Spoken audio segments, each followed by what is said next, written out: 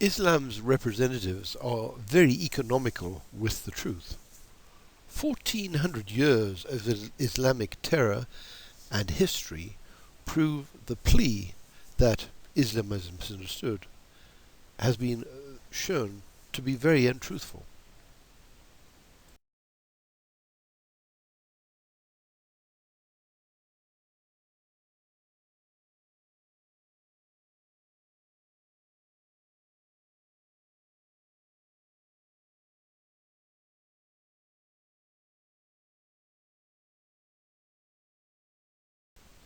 A short history of the long history of Islam. Islam is persistent and uses everything in its arsenal to deceive and conquer. After all, one of the names of Allah is the Great Deceiver. And many of these men practice that because that's what they want to be. Everyone else is blamed for their, Islam's, actions. There are three books Muslims study. The Quran, which cannot be studied without Muhammad's interpretation of the Hadith. Now, the Quran is the thinnest of the books. The Hadith is a lot thicker and bigger. And then the biggest of all is the Sunnah, which they have to study, in which Muhammad recounts everything he did, from his sexual habits to how he dealt with unbelievers who wouldn't convert. For instance, in one case, he took 800 Jews who wouldn't convert to Islam and tied their hands behind them, including boys of 13, 14, 15, 16, 17, 18, and chopped their heads off. Very simple. The example is there. So if Muhammad is the standard, then there's no such thing as a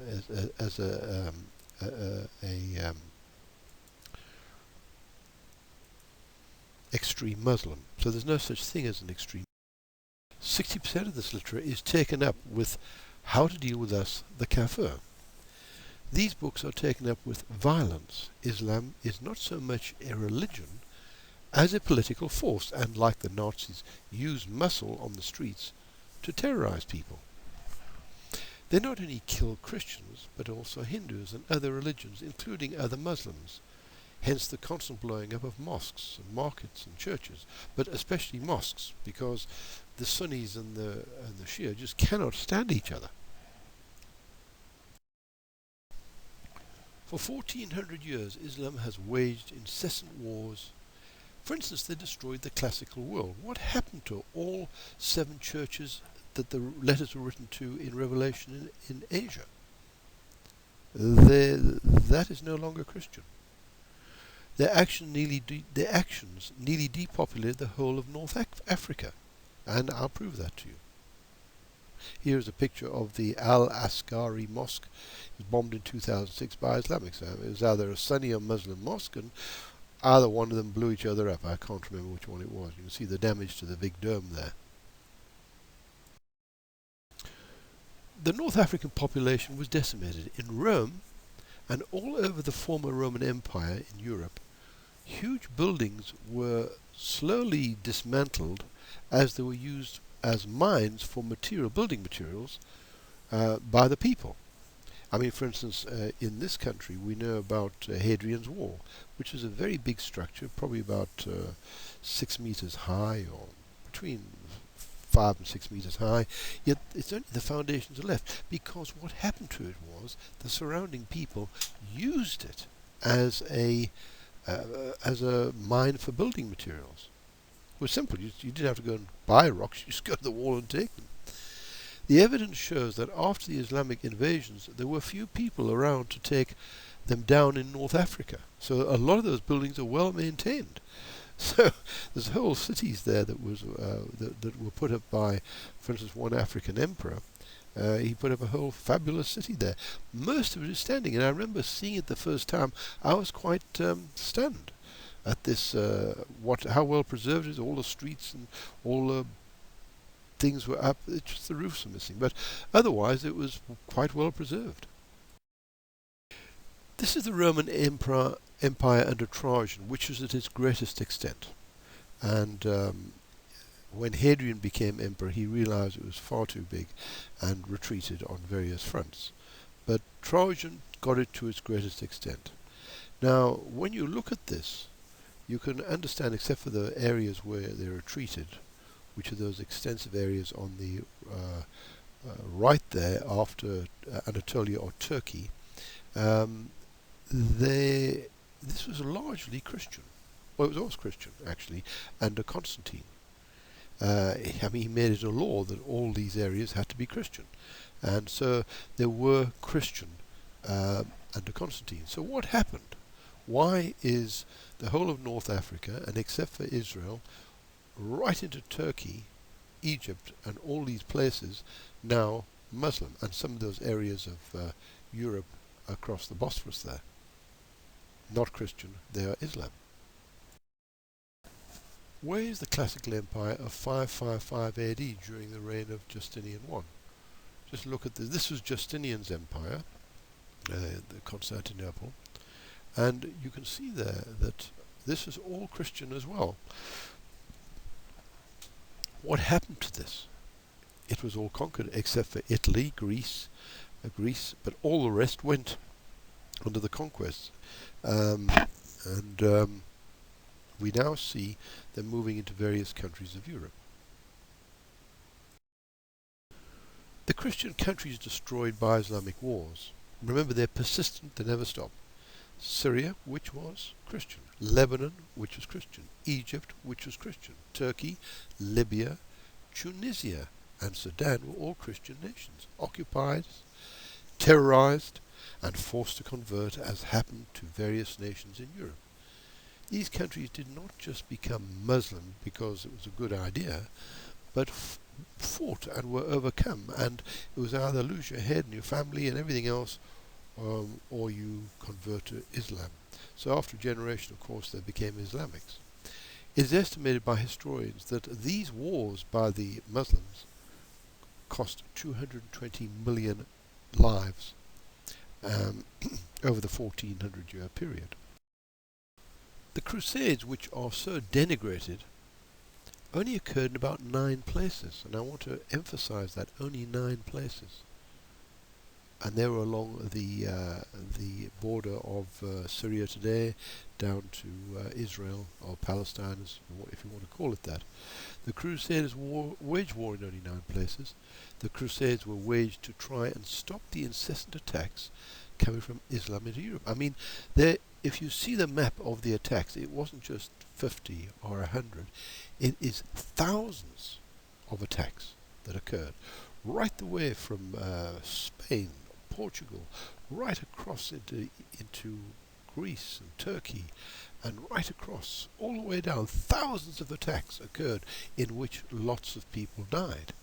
And of course, they only turned them back at the gates of Vienna, and Charles Martel stopped them flooding into France and defeated them. But if you ask a historian, you can probably get about 4 major battles out of them that were waged against the Muslims.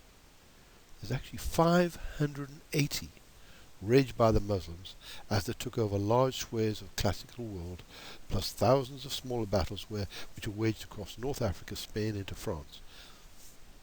And of course, as I said, Charles Martel turned them back. The Barbary pirates and of course the Ottoman Empire. The Mediterranean reverted from a trading lake and became an Islamic waterway on which the brag by Muslims was Europe could not float a plank on it without them doing something about it.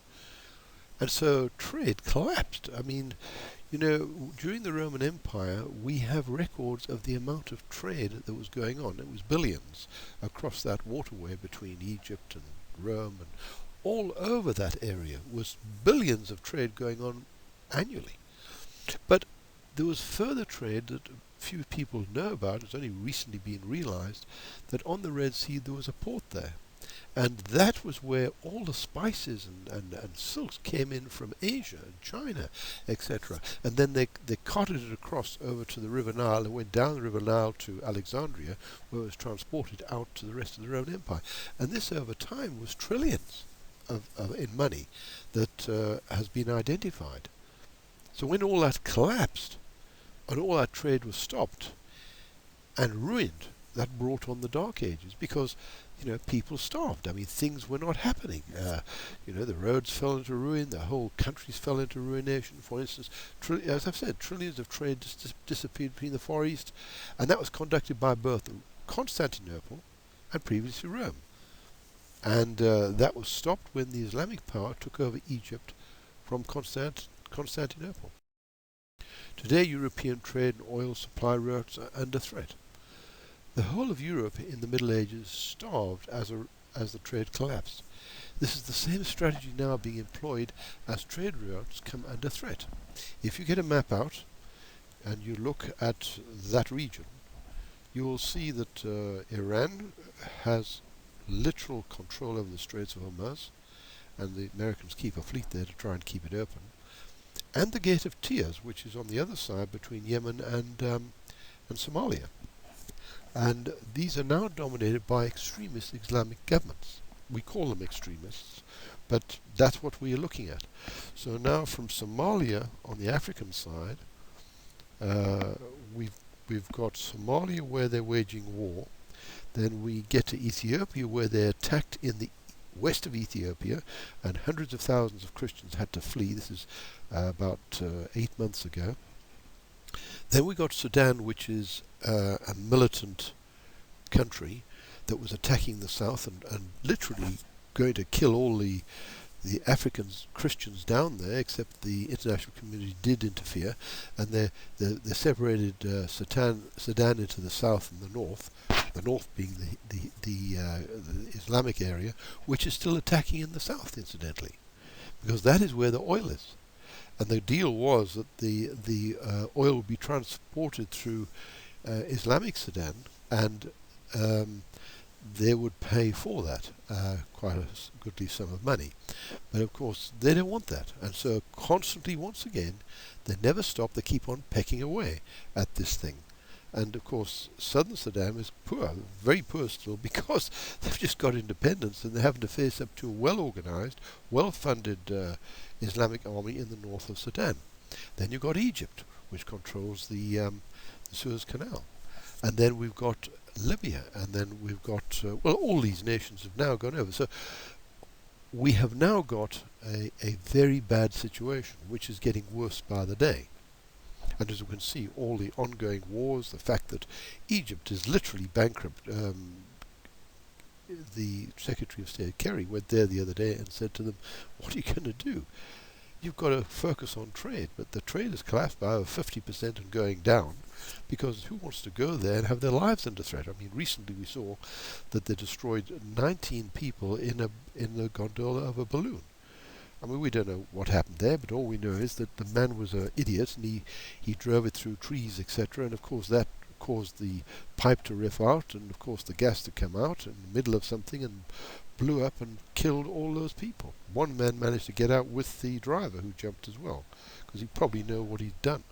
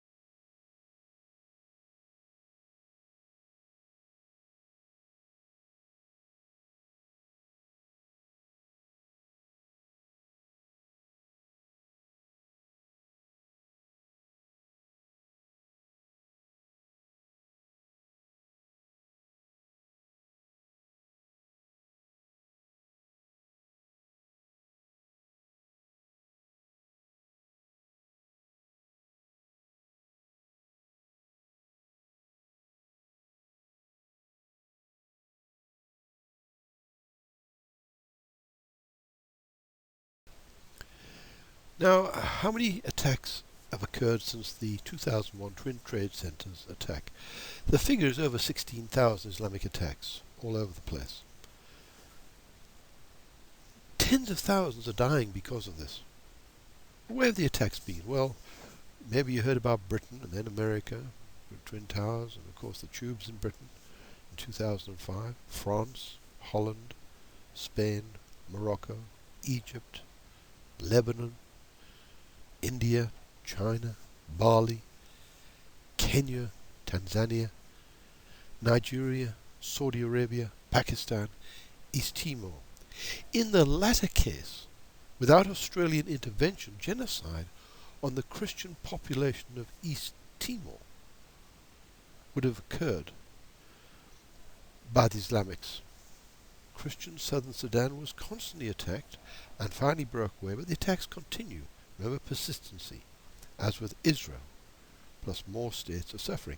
I mean, I threw in Israel right at the end there because I'm sure many of you were probably staggered to see all the list there, and that's not the end of the list, there's a lot more. But Israel, of course, is constantly under attack, except it's taken a hard-nosed view and said, you're not going to come in here and cause the chaos caused everywhere else. And so they react to rockets slamming into their country. Peace to you all, or is it pieces? On the morning of Thursday, 7th of July 2005, 4 Islamic homegrown terrorists detonated 4 bombs, 3 in quick succession aboard London Underground trains across the city, and later a 4th on a double-decker bus in Tavistock Square in London. 52 civilians, British people, were killed, and 4 bombers were killed in the attacks, and over 700 more were injured. Now, why? What for?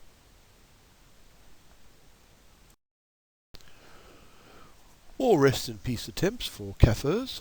On the 21st of July 2005, 4 attempted bomb attacks and disrupted parts of London's public transport system 2 weeks after the 7th of July 2005 bombings, which had killed 52 civilians and injured 700 more. The explosions occurred around midday at Shepherd's Bush, Warren Street and Oval stations, on London Underground and on a bus in Shoreditch. A 5th bomber dumped his device without attempting to set it off. Thank goodness. 4 horsemen of the apocalypse. There are 4 horsemen of the apocalypse mentioned in Revelation, representing the 3 great isms to almost run concurrently at the end of the age, with each waging war. The white horse is Catholicism. The red horse is socialist communism. Black horse, capitalism. If you remember, all the suits and cars and everything of these leaders in capitalism are black, and their suits are black with black ties, white shirt. I know, I had to wear them. As a matter of fact, I sort of rebelled and nearly could have got fired for it, because when my director came down, I was in a white safari suit, and just as I was about to go through the door into the office, I heard some voices, and I had an agreement with my secretary there, and she said if anybody came from head office, she'd point the clock out towards the door, and I looked at the clock and it was pointing towards the door. I backed up and looked through the hinges, and there was my boss and the general manager, etc. And for me to be in a white safari suit in that heat would have been a capital sin. So I rushed back and got changed and came back, and we went off to lunch. And then there's the green horse. Now, the Greek is chloros, but I know in the Bibles it says pale, because the translators sort of said to each other, have you ever seen a green horse? No, well, just make it a pale. And that's what they did. But chloros means green. Now, if you look at the green of Islam, that is what it's talking about. This is the green horse riding again, because it has already ridden, remember, when, 1400 years ago, it started to conquer the classical world, and it's attempting to ride again. And its name is death.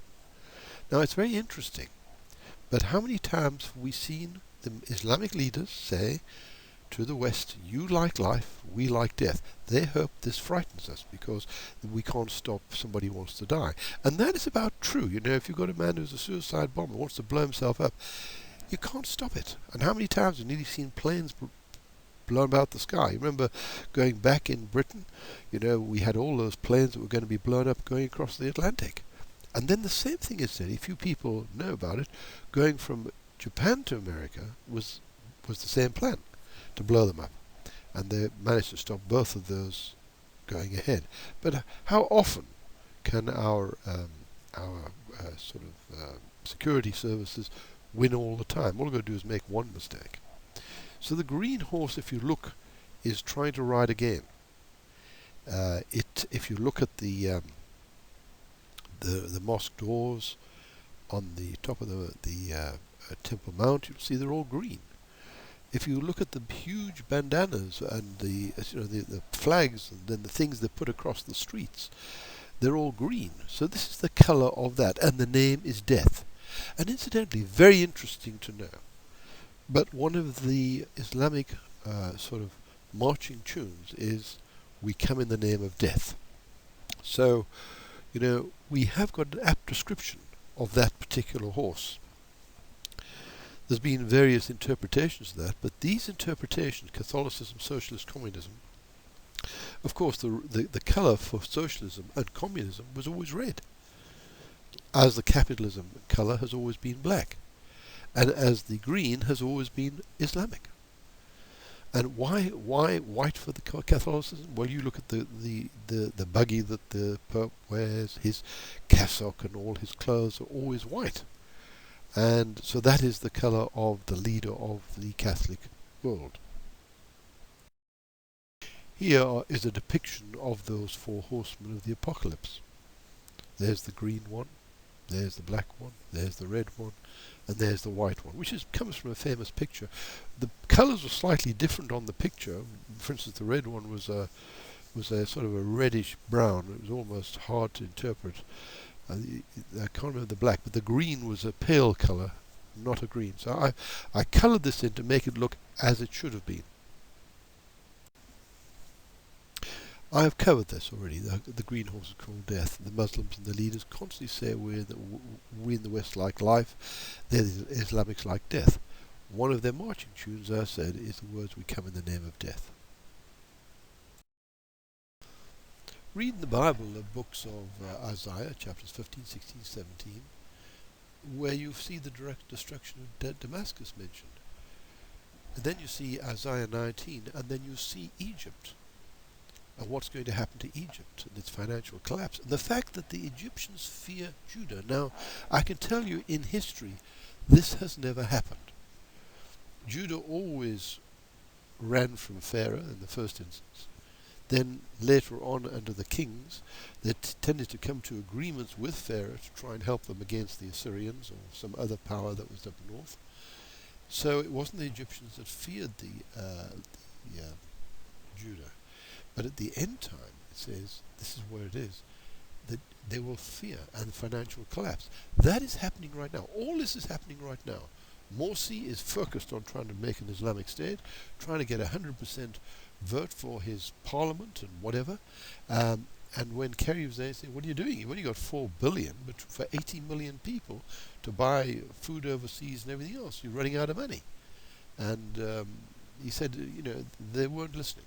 And so Egypt is running into financial difficulties. I mean, Egypt is going to fall from where it is right now, right to the floor.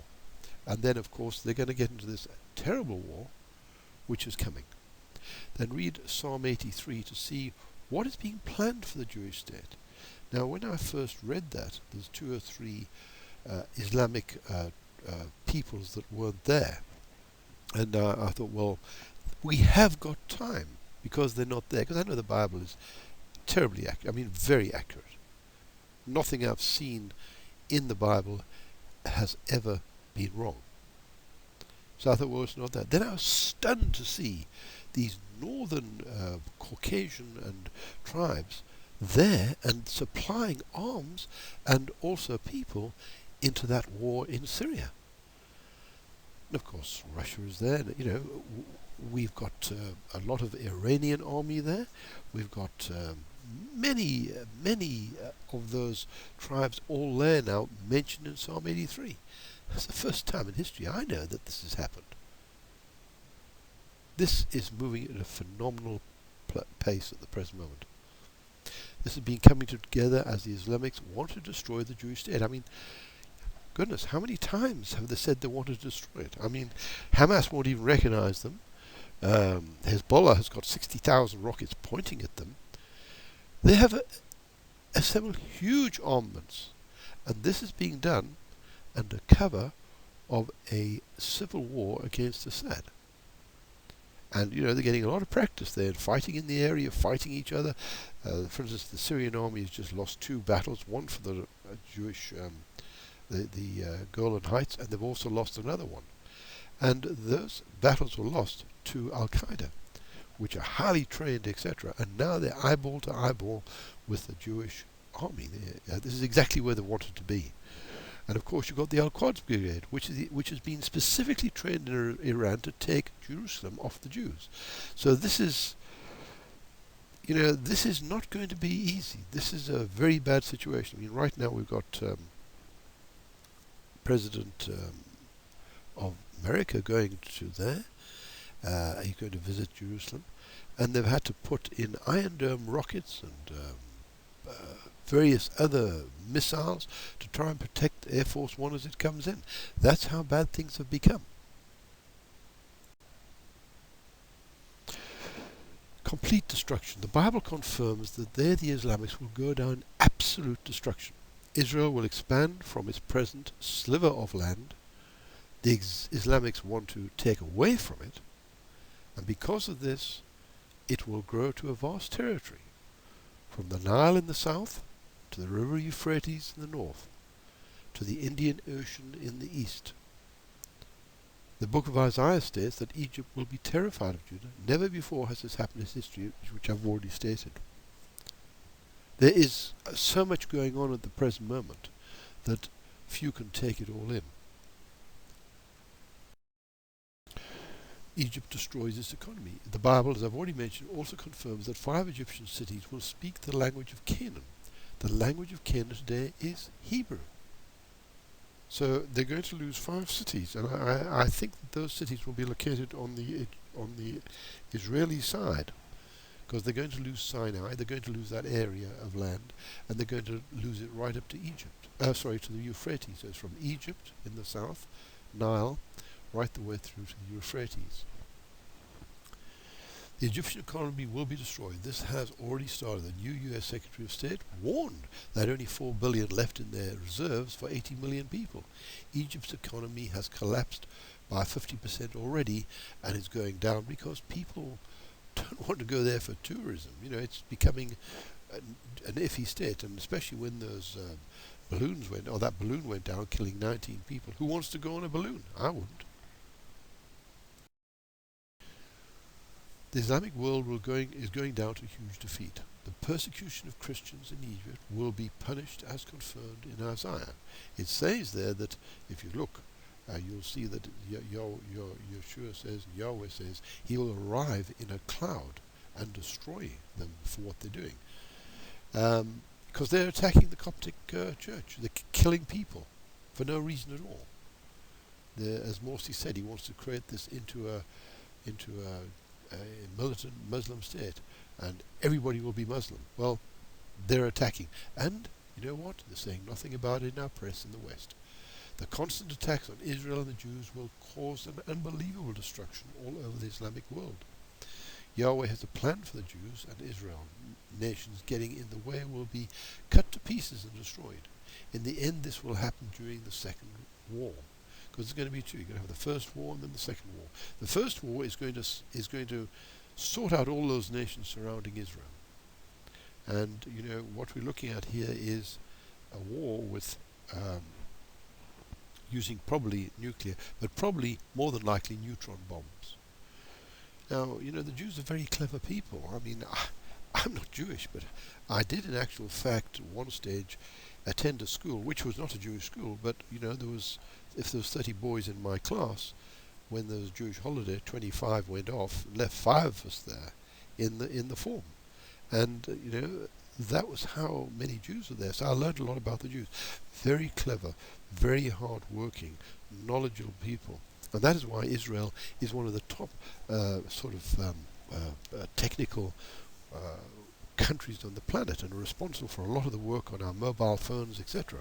There's a lot of stuff. I mean, the Americans know that if they give them a piece of equipment, it will come out 10 times better, because they're going to use it and they're going to find out what its weakness is going to be.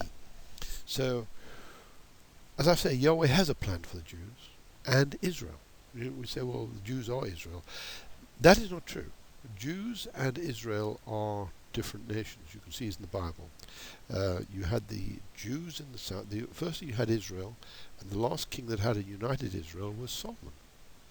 And then what happened is, when he died, because he'd been warned it would be torn to pieces, his son Rehoboam became the king, and it was ripped out of Rehoboam's hands because of a tax argument, and they appointed Jeroboam, who was actually Solomon's advisor, as king up there.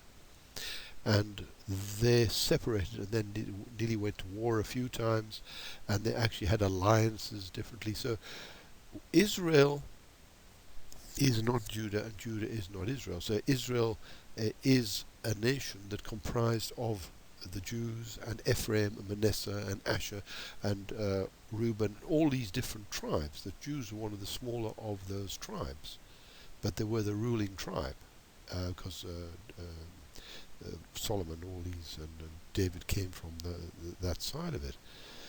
He, in actual fact, messed it up, and he was warned about it because he was breaking Yahweh's law. And Yahweh said he would break it away, and he did. And so you got the tribes of the north. The northern tribes went into captivity about 100 to 120 years later. 120 years before the Jews in Jerusalem. The Ninevites, or Assyrians, came down under Tiglath-Pileser and took the 10 tribes, conquered Samaria, which was their capital, and took them all into captivity. And the Jews remained independent until Nebuchadnezzar came along and captured them about 110 to 120 years later. So there are two nations. Now, where are the other nations? Well, that is the subject of another study. But they are there, and very powerful nations today, the Israelitish nations. And the Jews are there, and that is a time watch. From the time of the establishment of the Jewish state, or the instruction going out, which went out in November 1947. There's 70 years, or a generation, as it says, will not pass before the end of everything comes. That generation is now, and that time finishes in 2017. Destruction of mighty nations. These nations that persecuted Jews have been destroyed. The end of their 2,500-year curse and wanderings as a result of rebellion against Yahweh came to an end when that period from the Babylonian captivity till 1917, Muslim year 1335, came to an end. Now the year 1335 is mentioned in the Bible. 1917, so the coins have been issued with both those on, because 1335 was the Muslim year, the very last year, up to November 1917, when the Muslims were ruling, and the Christian calendar was November 1917, and those dates are mentioned. And incidentally, that was the very end, to the very day, to the very hour of the 2,520-year curse, which came into effect 604 BC, when Nebuchadnezzar conquered Jerusalem. Tsarist Russia was one that persecuted the Jews. The last Tsar persecuted the Jews. I could not understand why Russia collapsed, why the Tsar died, and then of course I realized it was under that Tsar that all the pogroms occurred. And he really persecuted Jews. Then we had Austria, and then we had Hitler's Nazi Germany. the Ottoman Empire, the Communist Soviet Union, all collapsed after persecuting the Jews. And Hitler's Germany went down really badly, really very badly. The destruction of the economies of the West. America and Britain and the EU are now trying to force Israel to give up more land and return to the indefensible 1967 borders. They are absolutely indefensible. The country's nine miles wide at the narrowest point if that happens. I mean, these people clearly are trying to recreate the disaster under Hitler. The economies of all these enforcing nations are crashing. This problem is on a spiritual dimension. The governments appear helpless. For instance, the British debt, already at a massive 3 trillion when Labour lost power, has had another 700 billion added despite the massive cuts under the Conservative Liberals. So all that they've done has only added 700 billion on, which is worse than even under Labour. So we're in a serious nosedive here.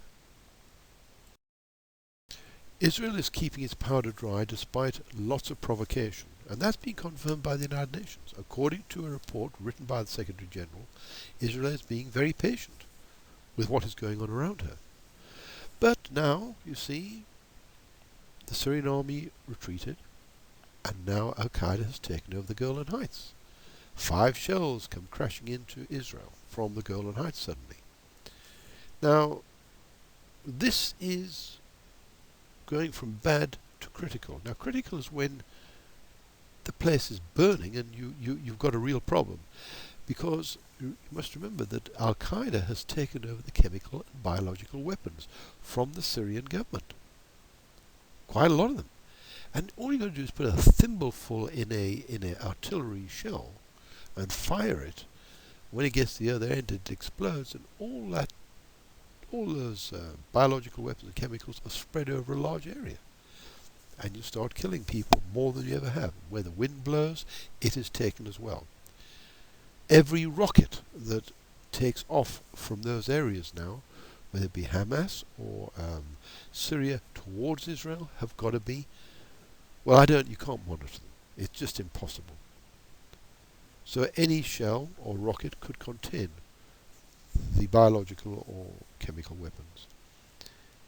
It's come to this, that I think the American word for it is cut fish, cut bait, I think it is. They've come to a time when waiting is at an end, because these Islamics are going to fire those shells and those rockets. Remember that the Hezbollah have got 60,000 of them. See, that's when it goes from bad to critical. 60,000 rockets, how do you stop them? Iron Dome can't stop them. It was already selecting rockets to fire at when it was following the trajectory. And if it was going to end up in the desert, they left it. If it was going to end up in a city, they fired it. So they killed hundreds of the rockets, but there's thousands sent. So if you've got 60,000 rockets heading for Israel, you won't be able to, they'll be swamped. Even the Patriot batteries can't handle that. So Israel's time for waiting is at an end. Nuclear neutron bombs. Now, these Islamics are taking on something they clearly do not understand. Well, they should. They've lost 6 times, or between 4 and 5 times to Israel, probably 6 times in the last war. They should understand that there's something wrong. They should remember what the colonel of the Syrian army said when they asked him why he didn't go ahead with his tanks, all his tanks, and take on the one Israeli tank that was in his way. He said, well, sir, you wouldn't have either. There was a big hand in front of me with a whole lot of angelic beings in front of me. And there we are. So he didn't. So the one tank stood there, and he could see this apparition which frightened the living daylights. But there's a lot of reports like that all over. Matter of fact, in one particular area, the Israeli army, when they were fighting, suddenly ran out of ammunition, and they couldn't fire back. And then the Islamics realized that they couldn't fire back, and they ran towards them. And they all said, the Israelis said, well, we're dead.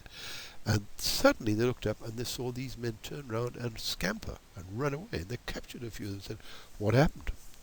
And they said, we saw these angels above you. Didn't you see them? We saw them clearly. So then we've got the Bible has revealed something in Deuteronomy 33:24 and Job 29:6. It's about the tribe of Asher's ancient tribal land in Israel, which is in the north on the coast of Israel. It says that Asher is very fortunate. His heels are in oil.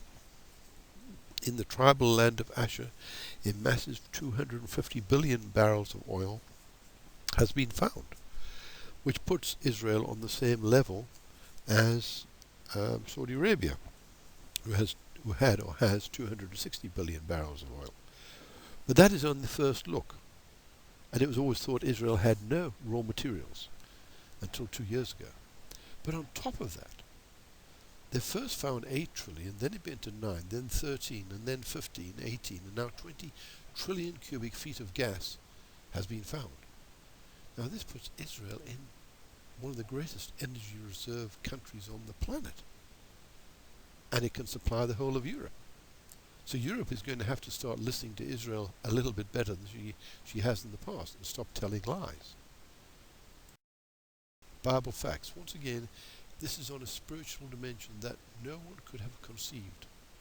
Only we who study the Bible and implicitly believe in all it says understand its accuracy. A clear example of Israel's energy discoveries shows us that if you looked at the tribe of Asher, you'd be expecting oil to be found. Of course you would. I could fill hundreds of pages with its factual history, science, archaeology, but rather read it yourself. After all, there are over 8 billion Bibles on earth, so there can't be one far from you.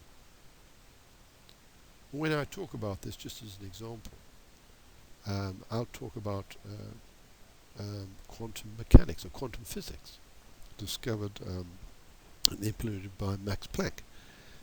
Brilliant, and of course he in actual fact set up the Max Planck Institute. It's a very prestigious institute which all top people want to join in the sciences. And in the Bible is the whole theory of that, of the whole of quantum mechanics, all laid out, and few know about it. So when I say that we have great faith in the Bible, it is because of long experience. There's a lot more I could show you, but we're coming to the end of this now. A crushing defeat. Unless Islam stops, it will suffer a crushing defeat. There is time, but only very little time left. The Islamic green horse rode once, and it was a disaster. They killed hundreds of millions of people. It is now trying to ride again, but sudden destruction will fall on the heads of those from Egypt to the Euphrates and further afield. And they don't seem to understand this, although they should have realized from what happened in the past that there's to take on Israel, the Jewish state of Israel, seems to be a problem. No matter how small the population is. Remember, Israel is a population today of just on 7 million. The surrounding Arab states that are taking on over 400 million. The observance of the Sabbaths and feasts are to be observed. All Bible students, together with all believing people, prepare yourselves by observing the annual feasts and Sabbath that Yeshua and his disciples observed and continue to observe 70 years after the crucifixion of the Messiah. Further, their descendants appeared before the pagan emperor Constantine in 325 AD to witness to him when he was setting up the Catholic Church that the true way, as they called themselves, was by confirming the truth that was once delivered, and that was to observe all these things. And he said, I'm not going to Judaize. It was not Jewish. In actual fact, it was the way that had been always revealed by the Bible. The only sign between Yahweh and his people, Ezekiel 20:12. Moreover, also I gave them my Sabbath, to be a sign between me and them, that they might know that I am Yahweh, who sanctifies them. Now please bear in mind, Yeshua observed the Sabbaths, and all the disciples continued to observe the Sabbaths, and said that the Ten Commandments were in force, and the laws were in force, and they said that any man who doesn't observe these things, who says he knows me, that's Yeshua talking, Jesus talking, is a liar and he doesn't know me. Isn't that amazing? Yet they keep on saying all this has been done away. In Exodus 31, 13 to 17, speak thou also unto the children of Israel, that's the 13 tribes, the Jews only being one of them, saying, verily my Sabbaths ye shall keep, for it is a sign between me and you throughout your generations, that you may know that I am Yahweh, that doth sanctify you.